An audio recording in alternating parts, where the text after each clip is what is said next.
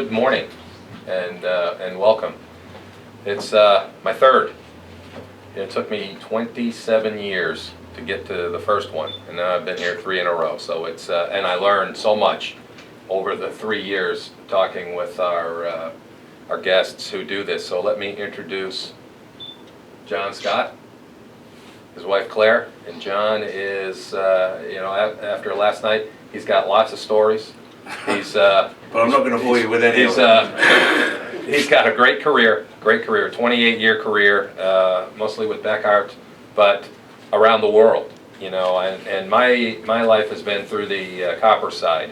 So the steel side has always been an interesting part for me to listen to and to talk to people about. And he's got them. He's got great stories. Hopefully he'll tell you a couple of them.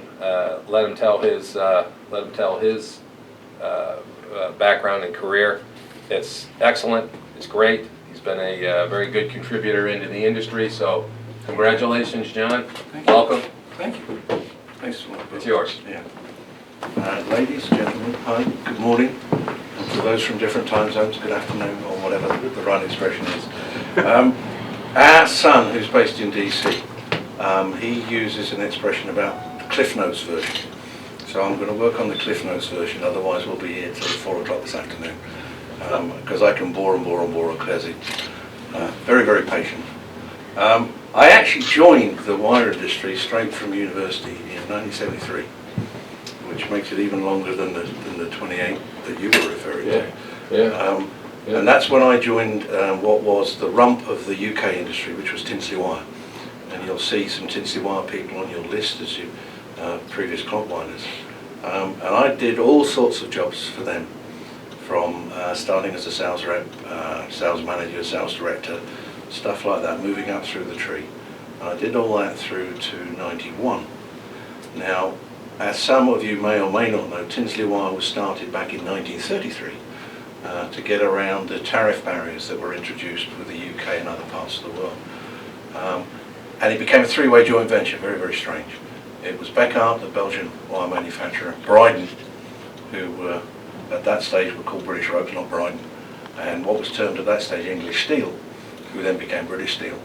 And they were the shareholders all the way through until the end of the 80s, when Beckhardt and British Steel bought out Bryden, got rid of a number of companies, which I think is intriguing because we saw Peter Johnson up there from RGN, and that was one of the companies we did own for a small period of time, and then sold on to Bryden. So I carried on working for them until 91, and then we had collectively a family choice whether we stayed in the UK or Beckhardt, who were by that stage the 60% shareholder, had an opportunity for us to go and move to Belgium. So we up sticks, took the kids, put them into international schools, changed the environment, and I worked for them as their business development manager for a 3-year period to 94. During that period we acquired business in the Czech Republic and different places around the world because of the cost of running, the cost of manufacturing in Belgium became more and more and more expensive, and we all know the situation as far as that's concerned. Come 94 we then had a choice to go back to the UK and work for the UK companies, or move again within the Beckhardt firm, and we moved to Atlanta. And we moved to Atlanta, and I took on the market manager job for Beckhardt, both initially for North America and then for South America. So I was the market manager for everything. And market manager is a peculiar terminology. In essence, what it means is being able to get your finger into anything that's to do with the commercial side of the business, whether that's managing the sales forces, whether that's acquisitions or greenfields or whatever. And during that period we were able to grow the business in South America and North America pretty substantially. Took over a rope business in Canada, took over a business in the western part of Canada as well, as far as wire is concerned. But then we got to a situation where the weather was terrible in Atlanta. It doesn't get any better. It's too hot, too humid. And we had a choice. Do we move within the US or do something different? And we went back to Belgium second time, and I was the Senior Group Business Development Manager for Beckhardt's wire and steel core businesses worldwide. which meant at least I could plan the travelling part a bit better than I had before.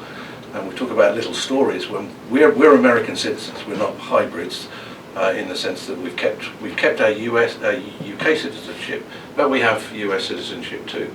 And I hadn't realised how much travelling I used to do when I was working for Becker until we had to fill all the forms out. And you have to list how many times you've been out of the United States in the 5-year period. Well, I've been out of the United States, never mind the travelling within the United States, 89 times in that 5-year period. And we've said no wonder I was tired and no wonder I needed a change.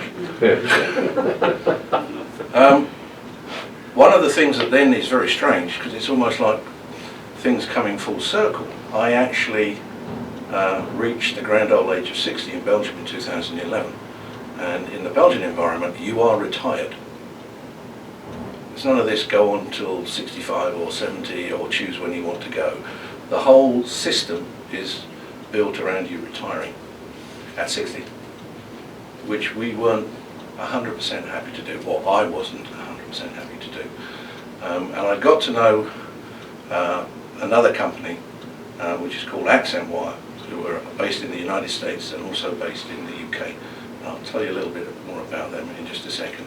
But the core of this meeting is to, pay homage, honour the clockwinding ceremony, which I'm really pleased to be able to do until I saw the list of the different people.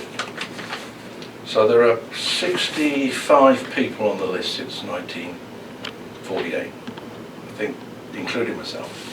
What frightens me crazy is I actually happen to know 25 of them, one way or another, from Paddy Rigby going forward. 4 of my bosses are on this list when I was working for Tinsley or working for Becker, and 3 of the people on this list are people that work for me. So it's a strange set of circumstances in many respects. I also feel very pleased and honoured to be able to do this now at the almost the twilight of my involvement with the wire industry. But it's a great thing to be able to do. And of course, one of the things that me being here and representing almost like a second generation of companies is the company I now do some work with and work for is this company called Accent Wire. They've got their premises and manufacturing in the UK as well as in the United States and Canada and Germany and Belgium and now also in Scandinavia. But they've only been going since 1986, and yet, and we were talking about revenues and turnovers just last night, they'll be at 200 million revenue within a couple of years. They're on target to do that. And they're consuming close to 100,000 tonnes of steel wire from a range of people in the UK, from continental Europe and also from the US. So to me it's really quite an interesting comeback, because here am I still involved in the wire industry, quite a long time, since 1973. But with let's call it an upstart company from that point of view, but a company that's growing very, very fast, has considerable family values. It's still run by a family business, a group of 4. And that's a joy to do. It doesn't keep me fully occupied, far from it. It keeps me just occupied enough so I can get out of Claire's hair and go, say, to the UK for a week. I've been, 3 times this year, I think.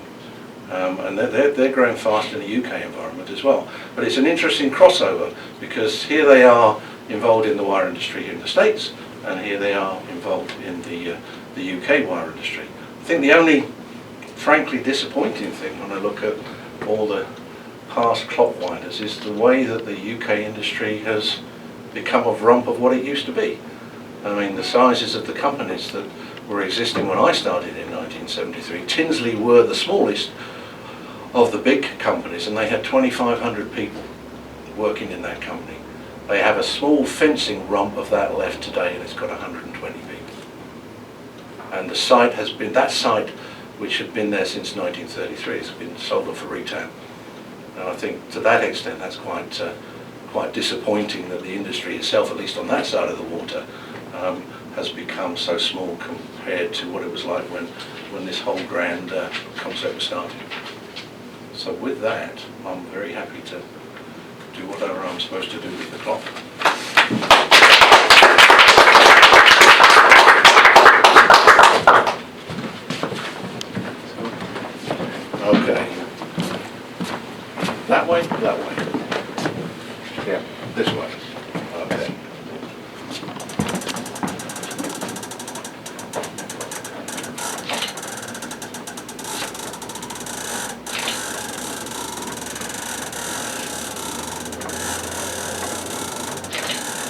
when I was taller, I could manage this better.